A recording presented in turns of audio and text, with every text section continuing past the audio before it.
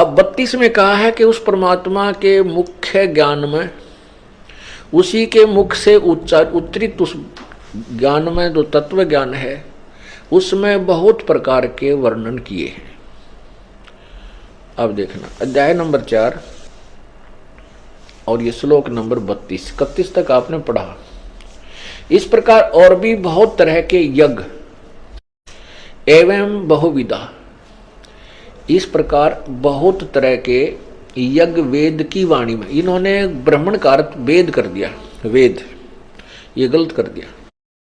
ब्राह्मण का अर्थ होता है पूर्ण परमात्मा यानी बड़े भगवान। अब इन्होंने ब्राह्मण का अर्थ आपको इन्हीं के करकमलों द्वारा दिखाता हूं। अध्याय नंबर 17 के श्लोक नंबर 23 में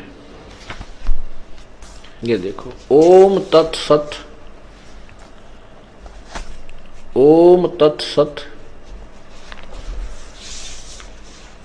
ये है गीता अध्याय नंबर 17 और श्लोक नंबर 23 में। ओम तत्सत इति निर्देश है ब्रह्मण त्रिविध समर्थ है, ब्राह्मणा तेन वेदा च यज्ञा च विहिता पुरा। ओम तत्सत ऐसे ही है 3 प्रकार का। ब्रह्मण माने सच्चिदानंद घन ब्रह्म का, ब्रह्मण सच्चिदानंद घन, ब्रह्म का अर्थ है सच्चिदानंद घन ब्रह्म, यानी गीता ज्ञान दाता से अन्य कोई परमात्मा है, सच्चिदानंद घन परमात्मा। ब्रह्मण का अर्थ हुआ सच्चिदानंद घन परमात्मा। अब हम इसका अनुवाद करेंगे तो समझ में आएगा। गीता अध्याय नंबर 4 के श्लोक 32 का इन्होंने क्या लिखा है, एवं बहुविधा यज्ञा विहिता ब्रह्मण मुखे, एवं बहुविधा यज्ञा वितता ब्रह्मण मुखे, कर्मजान विधितान सर्वान एवं ज्ञात्वा विमोक्षसे। इस प्रकार और भी बहुत तरह के, इस प्रकार और भी बहुत तरह के यज्ञ ब्रह्मण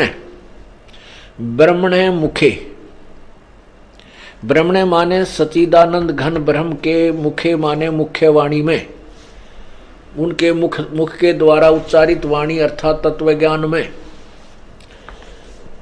फिर देखो इस प्रकार के बहुत तरह के यज्ञ यानी अनुष्ठान, परमात्मा भक्ति की विधि, बहुत तरह के यज्ञ वेद, यहाँ ब्रह्मण माने पूर्ण परमात्मा सच्चिदानंद घन ब्रह्म यानी सत्पुरुष पूर्ण परमात्मा के मुख्य ज्ञान मुख के द्वारा उच्चारित उस वाणी में अर्थात तत्व ज्ञान में विस्तार से कहे गए। उन सब को तू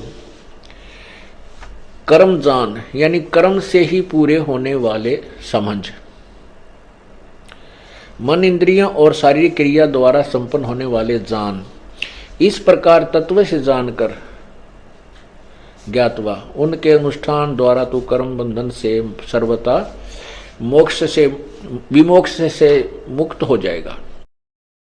नंबर 4 के श्लोक नंबर 32 में कहा कि सच्चिदानंद घन ब्रह्म की वाणी में इन्हीं यज्ञों के बारे में बहुत विस्तार के साथ से लिखा है, कौन सी करनी चाहिए और कौन सी ना करनी चाहिए, उनमें सारा ज्ञान है, वो तत्व ज्ञान है।